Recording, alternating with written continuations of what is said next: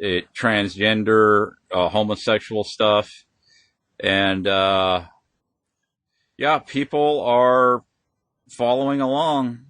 People are going along with it. And, you'll probably, if you were to take a survey of just people out on the streets, they'd probably be right in line with the agenda, Oh yeah, I think it's perfectly okay.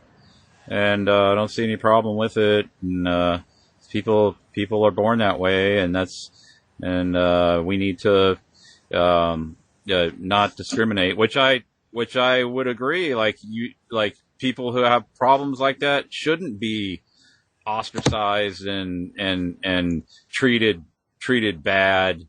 It should be, but see, if we're living in this advanced scientific culture, that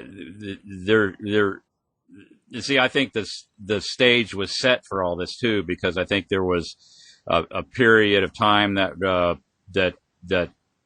was where we went through where it was okay to make fun of that, Yeah, right. and to ostracize people for that.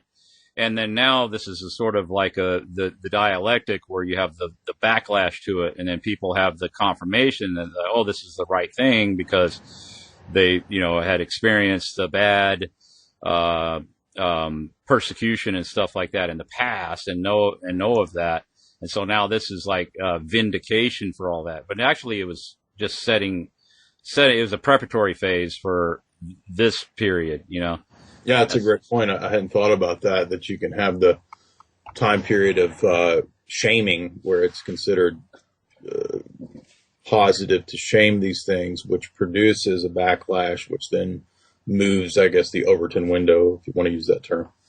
Yeah, it's a good way to put it. I've talked about that too with the feminist movement and how prior to that, well, we touched on that with the James Bond and the womanizing and how was encouraged.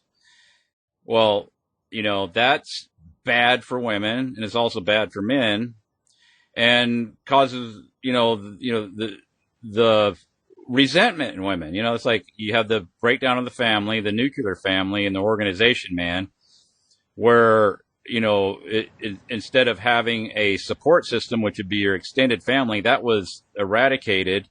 And then we went into what's called a nuclear family, where you have just the husband and wife and the 2.5 children, and then you have this housewife that is largely like isolated, and all she has to deal with is like children all day, and she's bored out of her mind. She's got all these chores and mundane tasks.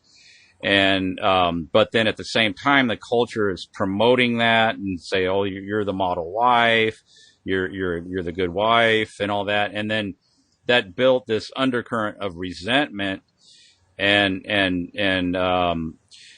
so that feminism can come in later and be the savior and say, yeah, honey, you need to get out, you need to put a jockstrap on and some britches and get out there and grab a hammer and get out there with the guys and work.